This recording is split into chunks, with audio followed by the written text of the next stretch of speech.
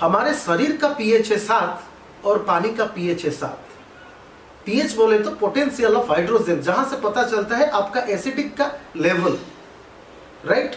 तो हमारा शरीर एसिडिक है या हमारा शरीर अल्कलाइन है, कैसे पता चलेगा कि शरीर का पीएच कितना है? अगर 7 है वो न्यूट्रल है, 7 से नीचे है वो एसिडिक है, 7 से ऊपर है वो अल्कलाइन है, राइट। सो वैसे ही पानी का जो नॉर्मल पीएच होती है वो होती है 7 से नीचे जितना गया वो उतना एसिडिक बनता जाएगा, 7 से ऊपर तरफ जितना जाएगा वो उतना औषधीय बनता जाएगा, अल्कलाइन बनता जाएगा, राइट।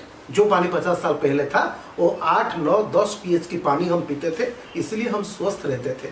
और आज की डेट में हम जो भी पानी पीते हैं, चाहे नल की पानी हो, कुएं की पानी हो, बोरवेल की पानी हो, आपके घर में जो वाटर प्यूरिफायर आपने लगाया है उसकी पानी हो, या मार्केट से जो मिनरल वाटर हम खरीद के पीते हैं उसकी पानी हो, ये सारे पानी हम जो पीते हैं, हम 3, 4, 5, 6 पीएच के पानी पीते हैं, जो हमारे शरीर को एसिडिक बनाता है, क्योंकि वो पानी ही एसिडिक है। और जब शरीर का पानी एसिडिक बन जाता है तो पूरे शरीर एसिडिक बन जाता है, जहां से रोगों की शुरुआत होती है। तो अगर हम सिर्फ पानी का प्रिकॉशन ले लेंगे या पानी को कवर कर लेंगे या पानी को हम 8, 9, 10 पीएच की पानी पिएंगे, 80% डिजीज से हम अपने आप को सुरक्षित